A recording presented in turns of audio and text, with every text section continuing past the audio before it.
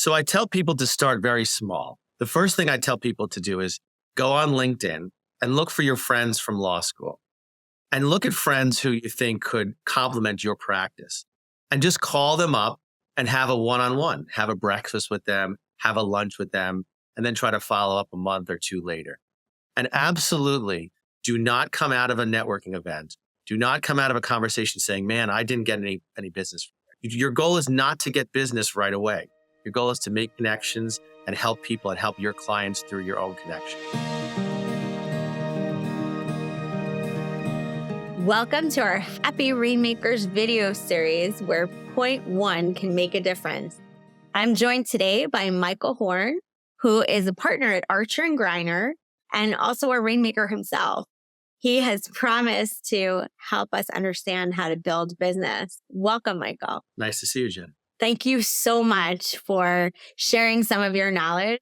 I think for a lot of, especially new attorneys, it seems like a problem that they just can't solve. How do you transition from being in law school and coming to a law firm and trying to learn how to be a lawyer to bringing in clients? You have to start by turning off everything that law school taught you.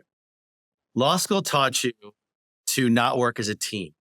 Law school taught you to be independent. You need to work as a team in order to generate clients. You are only a specialist in a certain area of law.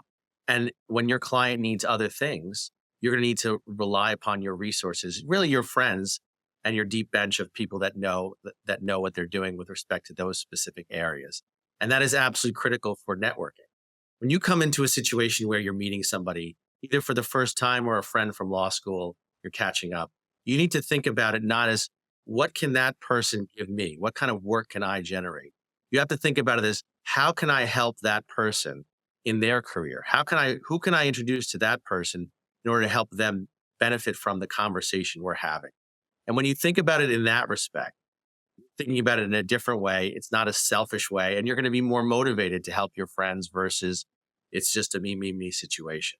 I run into a lot of more junior lawyers who are just trying to start their rainmaking activities. How does somebody get started from scratch? Somebody who doesn't have any clients. So I tell people to start very small because you're going to be overwhelmed if you don't start small. The first thing I tell people to do is go on LinkedIn or go through your Rolodex, so to speak, and look for your friends from law school and look at friends who you think could complement your practice and just call them up and have a one-on-one, have a breakfast with them, have a lunch with them, and then try to follow up a month or two later. Then what I think you also need to do is that after that happens, when you start going to events, try to find one person, just one person that you can have a conversation with that you believe you can help in that room.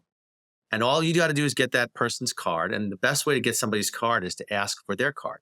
And when you start small in those small increments, then eventually you get used to how to market, how to work with people. And absolutely do not come out of a networking event. Do not come out of a conversation saying, man, I didn't get any business. Your goal is not to get business right away. Your goal is to make connections and help people and help your clients through your own connection. If you keep doing it, little by little, you will get better. And there are training programs or there are specific groups that you can join that help focus you in on how to do it. But if you want to say, I'm just an introvert and I really don't want to even start that way, you certainly can start with writing articles.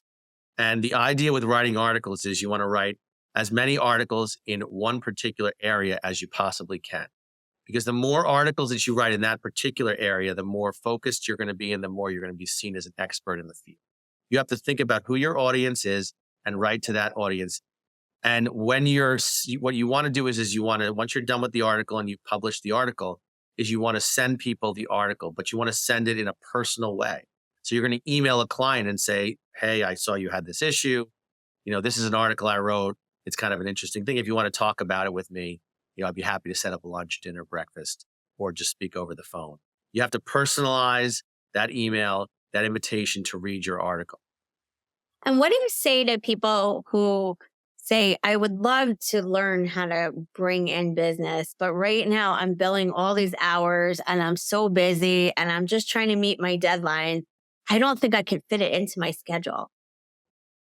You can fit anything into your schedule because if a judge tells you to do something or a boss tells you to do something, you fit it in your schedule no matter what. That's what you do. You're thinking about it as this is extracurricular. So I'm not going to prioritize business development because it's not really exactly what I need to do to get my hours. You have to stop thinking about it that way. You have to think about it as if it's a court date or as if it's a deadline that you have to meet, and you have to prioritize it in that respect. If you never prioritize your business development, you will never do business development. I think we've gotten a lot of really great information here. Just to end our video, if anybody's been watching this and maybe they have one more .1 left in their day, what one thing they can do to move forward on their business development journey? The one thing they can do is to have a plan, have an initial plan as to what you want to do. Sit down, do it on a weekend when you have nothing else. Shut your phone off and write out a plan as to where you want to go with it within the next, say, year or two. And that'll start you focused on how you can get through your journey. Thank you so much for being with us. This is really helpful information. And anybody who is paying attention learned so much today. Well, thank you. Thank you for having me.